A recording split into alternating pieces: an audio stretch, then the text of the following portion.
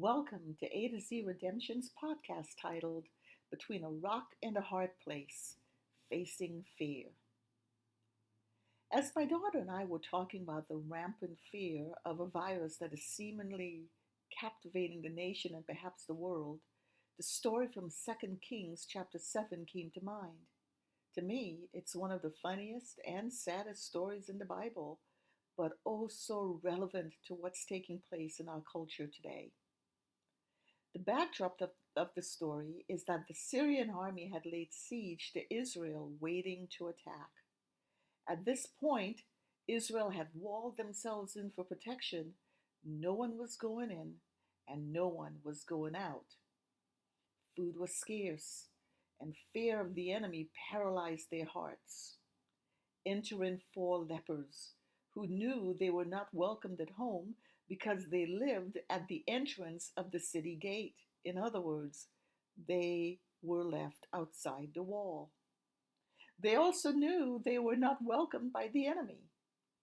They, like the people inside the walled city, were stuck between a rock and a hard place. But because they counted themselves as good as dead, whichever direction they went, they decided to make a life-changing decision. I'll pick up excerpts of the story at 2 Kings 7:3. Now there were 4 leprous men at the entrance of the gate.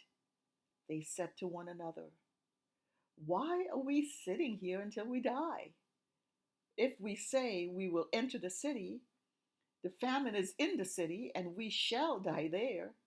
And if we sit here, we die also.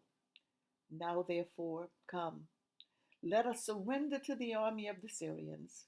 If they keep us alive, we shall live. And if they kill us, we shall only die."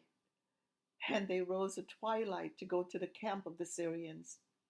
And when they had come to the outskirts of the Syrian camp, to their surprise, no one was there. For Adonai had caused the army of the Syrians to hear the noise of chariots and the noise of horses, and they fled for their lives. And when these lepers came to the outskirts of the camp, they went into one tent and ate and drank and carried from it silver and gold and clothing and went and hid them. And then they came back for more, entered another tent and carried some from there also and went and hid them. Then they said to one another, "We are not doing right."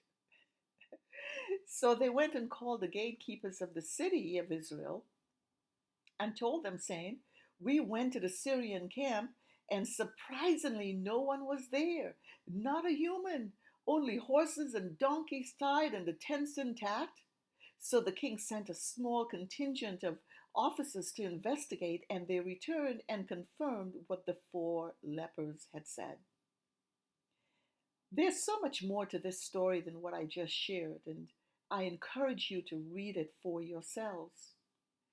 What I want to extrapolate that's relevant to today, to now, in our environment, that is fear-based, are these truths.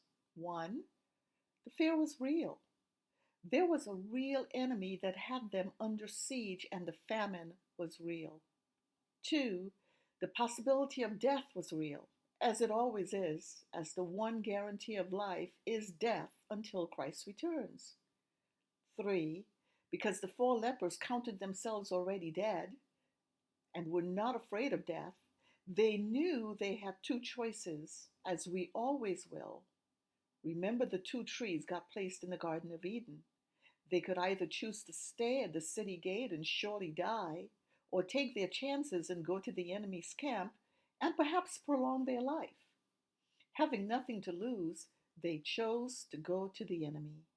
And 4, when they arrived, they were the first to reap the rewards of God's miracle that he did to the Syrian army that caused them to flee in haste. And finally, after they had gorged themselves with food, silver, gold, and other possessions, their conscience kicked in, and they went to share the good news with their brothers who were trembling with fear and hunger. In conclusion, because of their fearless actions, they saved their nation.